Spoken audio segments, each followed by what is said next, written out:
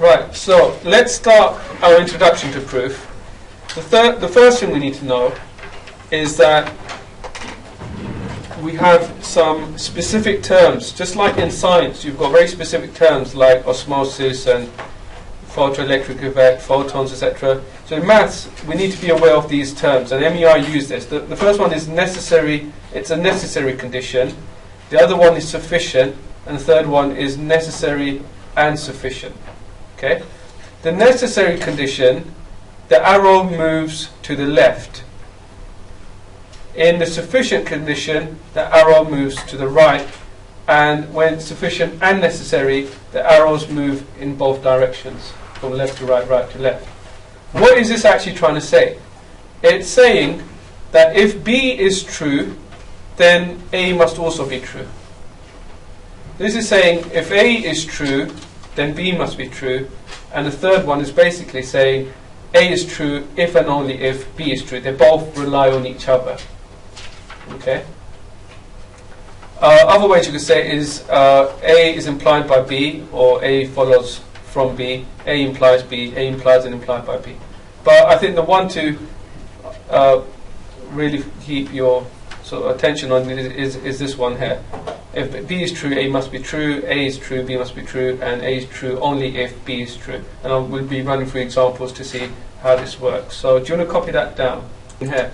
So just to reiterate, this table is going to be your toolkit. Okay? Alright, let's go over a couple of these examples and figure out which way the arrows are going to work. Alright, if an animal has wings, if that's true, if an animal has whiskers, is it a cat? If an animal has cat, does it have whiskers? Yes. Okay, so that means if this is true, then that must be true.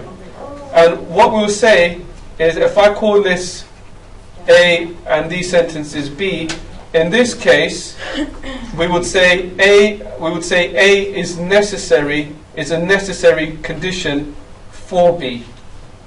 Yeah, so I'll write down here, A is necessary for B.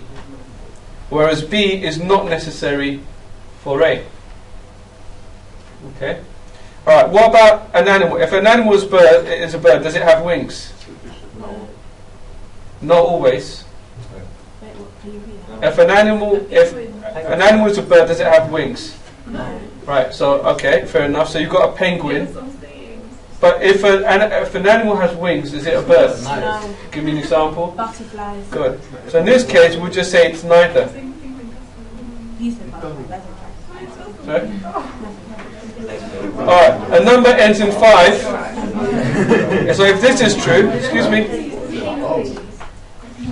Alright, if a number ends in 5, is a number divisible by 5? Yeah. So this way is true. What about the other way? If a number is divisible by 5, does it end in 5? No. Give me an example. 10. 10, alright, good. A number is divisible by 5, the number ends in 5.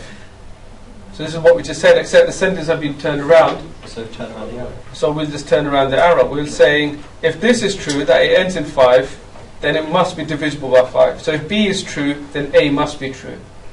But if A is true, it doesn't necessarily mean B is true. A number is even. If that's true, is a number divisible by 4? No? Give me an example. Okay. If a number is divisible by 4, is it even? Yeah. Okay, so put the arrow this way. And then obviously this is just flipped around the other way. What about this one? A number is divisible by 10 and the number ends in 0. Why is it both ways? Good. So if it's divisible by 10, it has to end in 0. If it ends in 0, then it's also divisible. So therefore it's both ways. Okay. Does that make sense? Okay, great.